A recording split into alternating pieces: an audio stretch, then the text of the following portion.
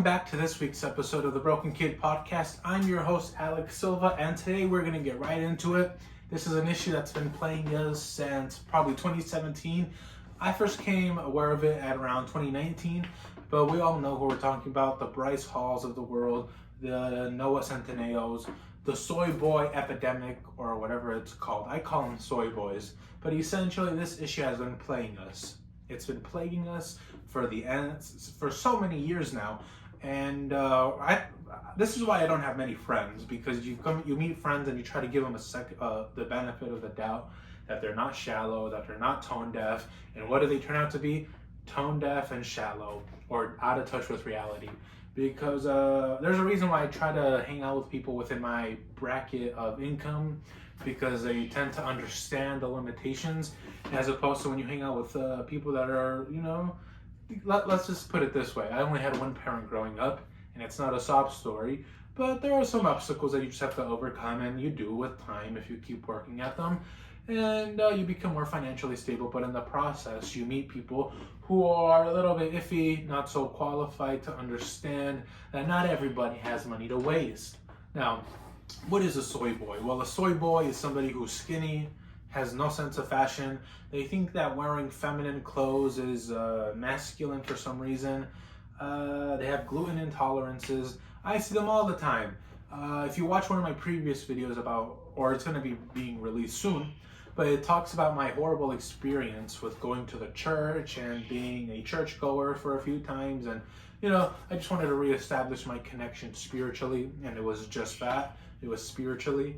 But I'm not a devoted Christian, hence the piercings and tattoos and all the things I do on the weekends. Headless chaps. And anyhow, I go to a coffee shop and it's local, and I know somebody there who, who's a worker, and he's the epitome of a soy boy. No conviction, slouches, doesn't stand up straight, doesn't speak assertively, a yes man, a sheep follows blindly, doesn't question anything, afraid to ask questions, can't think for himself, he's a pod of a human, a placement. And that is upsetting to me because I am the exact opposite. Doesn't mean I move mountains, but more times, if you work at a job that you hate, just quit it. Sometimes you can quit it when you're young. But this whole idea of we have to treat everybody with respect and be nice gets interpreted by some of these soy boys as being passive, and they're pacifists. They pass on the fist. They don't like to be confrontational. They don't like to stand up for themselves with on the forefront being respectful. Sometimes you can be respectful, and then sometimes you get angry and you're a complete asshole while defending yourself. But I'm not talking about physically.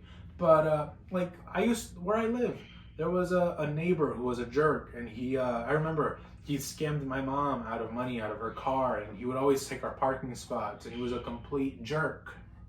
So what did I do? I started throwing, this was after years and years and years of them taking advantage of us, I finally said, fuck it, and I started throwing bricks to them. From my, 2 houses over, I would throw bricks, and it would hit their house, and it would land on their property, and it would hit near their car. It wouldn't hit their car, but it would. And I remember I threw eggs too. Threw those eggs, and it would land on their property. And I remember one time what I would do is I would take my car, I would keep it parked in the parking lot. I would take my mom's car and go a little across the street where they couldn't see me, and I would hit the panic button. And it would go, And I remember one time I did this where all I did was just hit the button. I was hiding, and I hit it for 5 minutes. And of course the fucker comes out, and he's mad. But no, these soy boys, they don't do anything. They if they could, they would be a cuckold. It's like the infamous line that people say, you look like you have a chair in the corner of your room while you watch your wife play Twister, adult Twister. And that's so upsetting to me. You can live that life, but don't try to bring me down. If you think somebody is a tiger and you want to make them into a pigeon or a swan or something, go ahead and do that.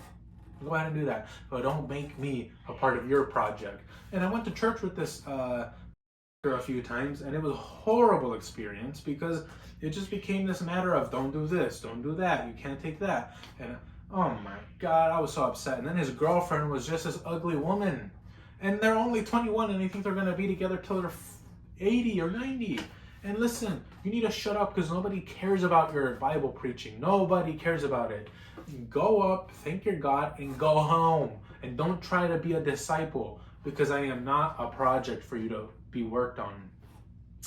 And these, if there's one soy boy, there's many. And what I'm saying is, there's a soy boy, he probably has friends that are similar. Birds of a feather flock together. And let me tell you, boy, do they flock together. Because there was this one friend who, at the church, he was talking about, oh, I would never travel down to my area of the city because it was in a different city. And he said, this is so ironic how they say you can't say God's name in vain, which pretty much this whole video is all about. But he said, I would never go to my portion of the town of the state unless God called me to do so. Man, get the out of here, you sack of Yankee dinky shit. Nobody wants you to come over here because you do all this stuff. Well, cut that part out. Okay, we're back on track now. But anyhow, clearly I got a little bit too heated.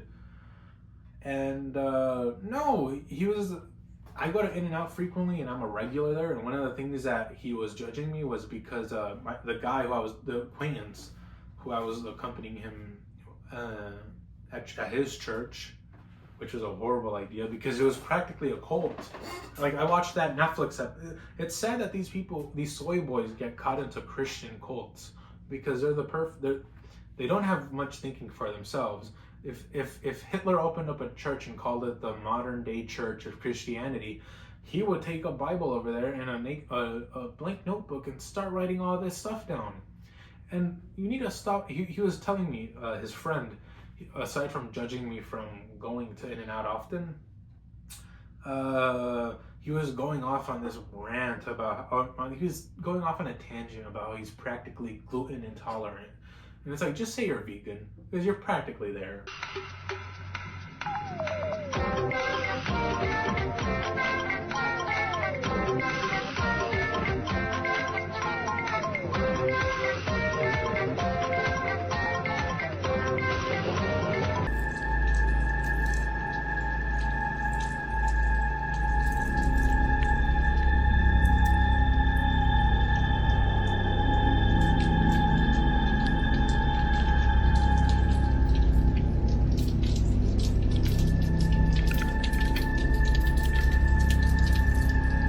And welcome back to this week's episode of the Broken Kid Podcast. If the setup looks a little different, then it's because it is, and you're not hallucinating.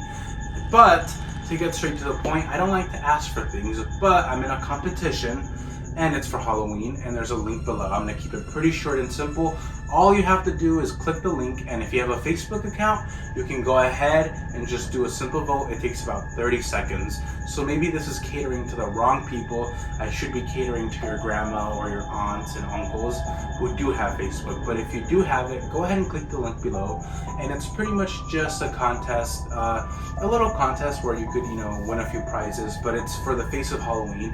And I'm a big fan of Halloween. And if you would like to do that, go ahead and feel free to check out the profile. There's a few pictures up there. I want to upload more. But if you feel like it's beckoning you to simply just do a simple thing, I would greatly appreciate it. And that's all I'm asking. And if you don't want to, that's totally fine. But we're going to go to the normal production in a few days where I'm going to be uploading normal videos. And I just wanted to throw that opportunity out there. And to anybody who does vote, I appreciate it. And I appreciate your support.